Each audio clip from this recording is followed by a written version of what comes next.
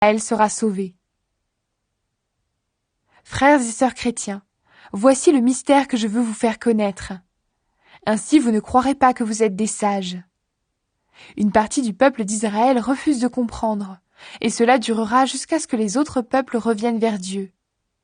À ce moment-là, tout le peuple d'Israël sera sauvé, comme les livres saints le disent. Le libérateur viendra de Jérusalem.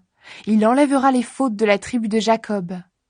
Voici l'alliance que j'établirai avec eux, quand j'enlèverai leurs péchés. Ils ont refusé la bonne nouvelle. Ils sont donc devenus ennemis de Dieu, et cela à votre avantage. Pourtant, Dieu les avait choisis pour être son peuple. Il les aime à cause de leurs ancêtres. En effet, Dieu ne reprend jamais ce qu'il a donné. Il ne rejette jamais ce qu'il a appelé. Autrefois, vous n'avez pas obéi à Dieu, mais maintenant, Dieu a eu pitié de vous, parce que les Juifs n'ont pas obéi. Pour eux, c'est la même chose. Maintenant, ils n'ont pas obéi à Dieu pour que Dieu ait pitié de vous. Alors maintenant, eux aussi pourront recevoir la pitié de Dieu. Dieu a permis que tous les êtres humains refusent d'obéir pour montrer à tous sa pitié. Dieu est grand. Dieu est vraiment grand. Sa sagesse et ses pensées sont vraiment très profondes. Personne ne peut connaître ses décisions. Personne ne peut comprendre ses projets. Les livres saints disent « Qui connaît la pensée du Seigneur?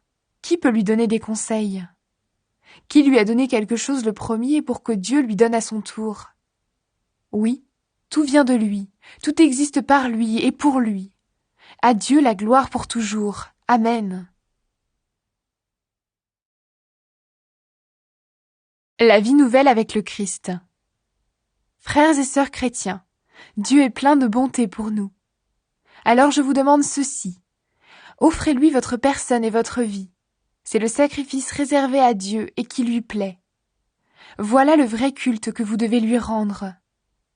Ne suivez pas les coutumes du monde où nous vivons, mais laissez Dieu vous transformer en vous donnant une intelligence nouvelle. Ainsi, vous pourrez savoir ce qu'il veut, ce qui est bon, ce qui lui plaît, ce qui est parfait. Dieu m'a donné gratuitement ses bienfaits.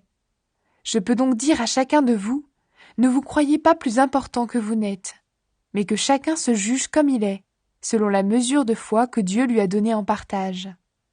En effet, dans notre corps, il y a plusieurs parties, et elles ne font pas toutes la même chose.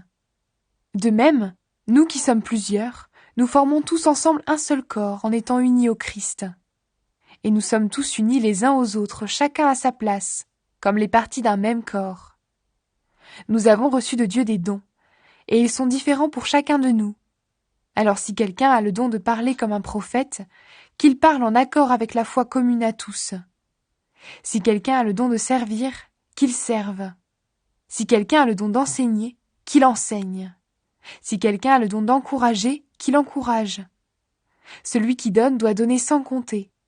Celui qui dirige la communauté doit le faire avec ardeur. Celui qui aide les pauvres doit le faire avec joie. Que votre amour soit vrai. Détestez le mal. Attachez-vous au bien. Aimez-vous de tout votre cœur comme des frères et sœurs chrétiens. Soyez toujours les premiers à vous respecter les uns les autres. Servez le Seigneur activement, sans paresse et de tout votre cœur. Soyez dans la joie à cause de votre espérance. Restez patient dans le malheur. Continuez à prier fidèlement. Aidez les chrétiens qui en ont besoin. Recevez bien ceux qui viennent chez vous. Souhaitez du bien à ceux qui vous font souffrir. Souhaitez du bien et non du mal. Soyez dans la joie avec ceux qui sont dans la joie. Pleurez avec ceux qui pleurent. Soyez bien d'accord entre vous. Ne cherchez pas de grandes choses, mais laissez-vous attirer par ce qui est simple. Ne vous prenez pas pour des sages. Ne rendez à personne le mal pour le mal. Cherchez à faire le bien devant tous. Autant que possible, si cela dépend de vous, vivez en paix avec tous. Amis très chers, ne vous vengez pas vous-même, mais laissez la colère de Dieu agir. En effet, dans les livres saints, le Seigneur Dieu dit « À moi la vengeance, c'est moi qui donnerai à chacun ce qu'il mérite. » Mais il dit aussi « Si ton ennemi a faim, donne-lui à manger. S'il a soif, donne-lui à boire. Alors si tu fais cela, C'est comme si tu mettais des charbons brûlants sur sa tête. Ne te laisse pas vaincre par le mal, mais sois vainqueur du mal par le bien.